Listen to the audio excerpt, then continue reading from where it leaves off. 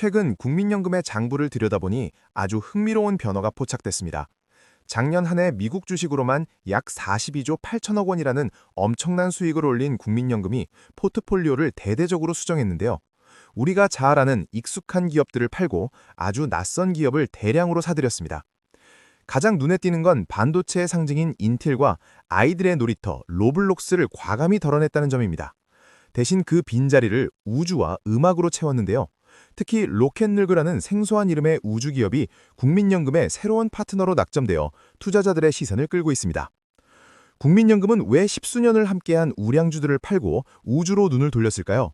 그 이면에는 2026년 현재 급변하는 미국 증시의 판도 변화가 숨어 있습니다. 빅테크 중심의 성장을 넘어 이제는 실제 매출이 발생하는 우주산업의 실물 경제에 베팅하기 시작한 것입니다. 로켓랩은 단순히 꿈을 파는 회사가 아닌 실속파 기업입니다. 스페이스X가 수백 킬로그램의 화물을 대량으로 쏘아 올리는 방식이라면 로켓랩은 고객이 원하는 바로 그 궤도에 원하는 시점에 딱 맞춰 위성을 꽂아 넣는 맞춤 배송 전문가입니다. 72차례 발사를 통해 230개 이상의 위성을 성공적으로 안착시키며 신뢰를 쌓아왔습니다. 더 놀라운 사실은 이 회사가 로켓만 쏘는 게 아니라는 점입니다. 매출의 65에서 70%가 위성 본체와 태양광 패널 같은 핵심 부품에서 나오고 있는데요. 로켓을 쏘는 플랫폼뿐만 아니라 우주에 들어가는 모든 인프라를 직접 만드는 엔드-투-엔드 생태계를 구축한 셈입니다. 특히 최근에는 미국 우주군으로부터 8억 1,600만 달러, 우리 돈으로 약 1조 1,000억 원 규모의 미사일 추적 위성 계약을 따내며 방산주로서의 입지도 다졌습니다. 이제 로켓랩은 단순한 스타트업이 아니라 국가 안보의 핵심 공급망으로 진입했는데요. 국민연금이 이 안전한 성장성에 높은 점수를 준 것으로 보입니다. 사실 2026년은 로켓랩에게 운명의 시간입니다. 바로 중형 재사용 로켓인 뉴트론의 첫 시험 발사가 2026년 중반으로 예정되어 있기 때문인데요. 이 발사에 성공한다면 스페이스X가 독점하던 대형 로켓 시장의 유일한 대항마로 우뚝 서게 되며 수익성은 비약적으로 상승할 전망입니다. 주가 흐름을 보면 더 드라마틱합니다. 한때 3, 4달러까지 떨어지며 외면받던 주가가 최근 60달러를 넘어 100달러 고지까지 터치했었는데요. 국민연금은 이 J커브 곡선의 초입에서 과감하게 올라타며 우주산업의 재평가 이익을 고스란히 누리고 있습니다. 반면 국민연금이 인텔을 매각한 이유는 성장의 정체와 관련이 깊습니다. 과거의 영광에 갇힌 반도체 거인보다는 혁신적인 기술로 시장을 개척하는 기업에 집중하겠다는 전략인데요. 로블록스나 나이키 같은 소비재 비중을 줄인 것도 경기 변동에 대비한 선택으로 풀이됩니다. 음악 스트리밍 1위인 스포티파이를 대거 사들인 점도 주목해야 합니다. 스포티파이는 구독료를 올렸음에도 불구하고 사용자가 오히려 늘어나는 압도적인 충성도를 보여줬는데요.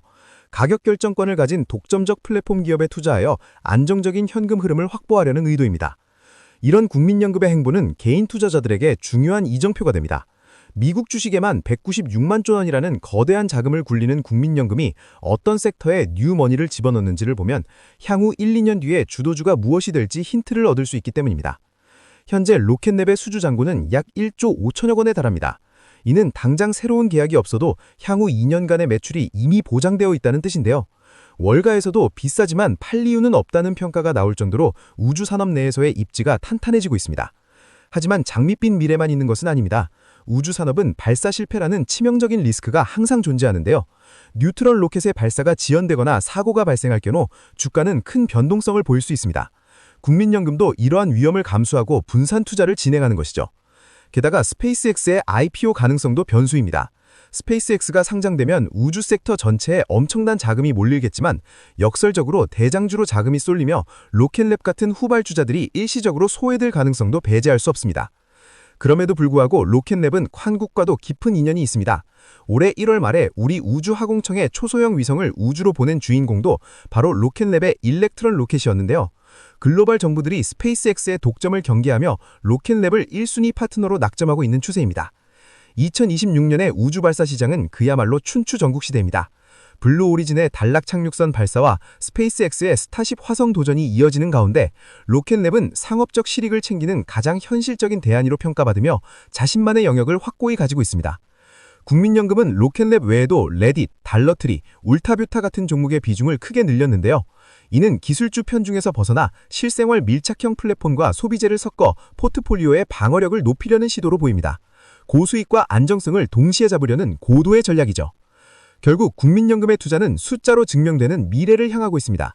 단순히 우주가 멋있어서가 아니라 수조 원의 계약서와 압도적인 기술 점유율이라는 확실한 근거가 뒷받침되었기에 수천억 원의 나랏돈을 투입할 수 있었던 것입니다.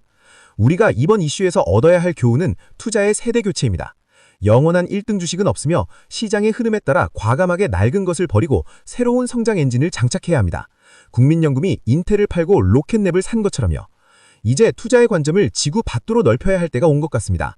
우주 경제 규모가 이미 6천억 달러를 넘어섰고 2026년은 그 성장이 폭발하는 원년이 될 것으로 보입니다. 국민연금의 미국 주식 평가액은 1년 사이에 28%나 증가하며 역대급 성적을 기록했습니다. 이는 변화를 두려워하지 않고 빅테크와 신성장 섹터를 적절히 배합한 결과인데요. 우리도 거대 자본의 움직임을 통해 시장의 맥을 짚는 안목을 길러야 합니다. 우주라는 미지의 영역이 이제는 실제 돈이 되는 비즈니스로 변모하고 있습니다. 로켓랩의 뉴트럴 로켓이 궤도에 안착하는 순간 우주 경제의 판도는 다시 한번 요동칠 것입니다. 국민연금의 이번 선택이 신의 한 수가 될지 지켜보는 것도 흥미로운 관전 포인트네요.